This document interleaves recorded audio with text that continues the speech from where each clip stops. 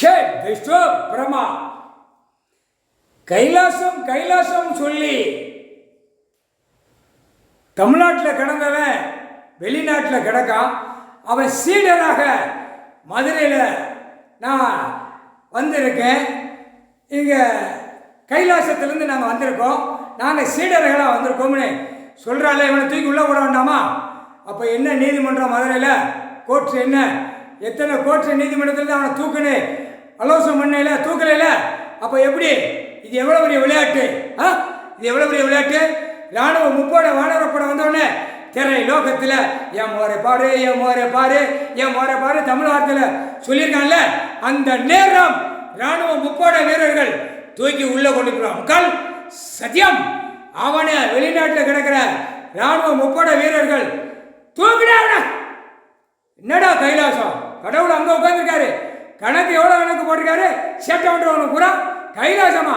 நீ என்னடா டூப்ளிகேட்டா போடுறாவன? அங்கேருந்து அடித்து தலைகளை தூக்கிட்டு வருவான். டூப்ளிகேட் நாடகமாக நடிக்கிட்டு ராஸ்கல் அரசியல்வாதிட்ட காகித பேப்பர்களை வாங்கி கைலாசம் சொல்லிட்டு இருக்க. மூட்டா பேலை காமுட்டா பேலை முக்கால் சத்தியம். கைலாசம் கைலாசத்தில் குடும்பமாக உட்காந்து கணக்கு போடுறாரு. தெரியலையா? தெரியாதா? கடவுள் உட்கார்ந்துருக்கிறது யாருக்குமே தெரியாது.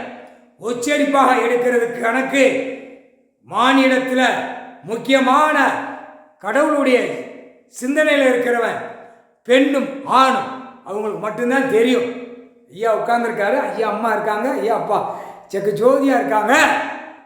அத்தா கடவுள் நமக்கு ஆசீர்வாதம் கொடுக்காருன்னு அந்த ஈரக்குல இதயத்தில் திறந்து கொடுக்க வேண்டிய மக்களுக்கு மட்டும் கொடுப்பார். சாக்கடை உள்ள இதயத்தை ஆத்திர்வார் உள்ள போட்டு. முக்கால் சத்தியம் தீ எரிப்புல போயிடும். முக்கால் சத்தியம் மானிட பிறவி ஆணும்